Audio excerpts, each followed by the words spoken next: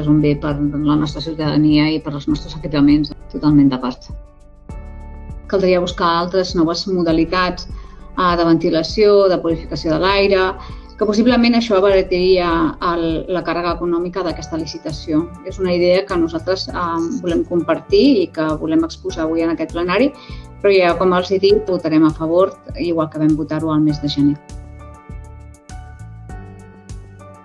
El que volem estar és amatents a les possibles al·legacions que puguin presentar els veïns i veïnes.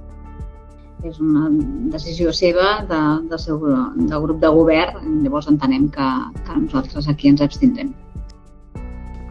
L'elevat cost dels productes d'higiene íntima és un dels principals problemes que aboca a una situació de pobresa menstrual, ja que a la major part del món es consideren béns de luxe, tenint en compte els impostos que se'ls aplica. Per bé que la reducció, inclús l'erradicació dels impostos que graven els productes d'higiene íntima, no és una competència municipal, sí que tenim el deure d'afrontar la situació de pobresa menstrual al nostre municipi, com un problema que impacta les persones més vulnerables víctimes de la pobresa econòmica i de la manca d'educació menstrual. El nostre grup municipal volem recordar la importància d'aquesta malaltia que ens toca de tan a prop i que tenim latent en el temps. Una malaltia que no ens donem compte que la tenim molt a prop i fins i tot a casa nostra. Hem d'actuar ja. És responsabilitat nostra posar fil a l'agulla. La salut dels veïns i veïnes de Sant Quirze és responsabilitat de tots nosaltres.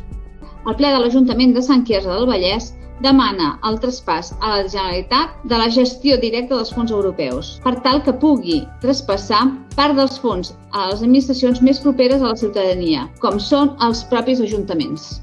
Hem demanat en comissió, hem demanat 2 vegades, potser és la tercera. A mi em sap greu fer-me pesada, però no podré deixar de demanar-lo fins que el tinguem.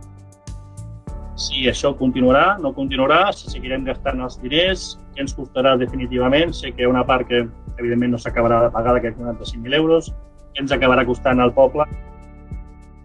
Però m'agradaria saber si ja hi ha una nova data de finalització d'aquesta pista, si evidentment ja s'ha comunicat a les entitats esportives, que són les que han d'utilitzar aquesta pista, que la pista no estarà per a l'inici de setembre.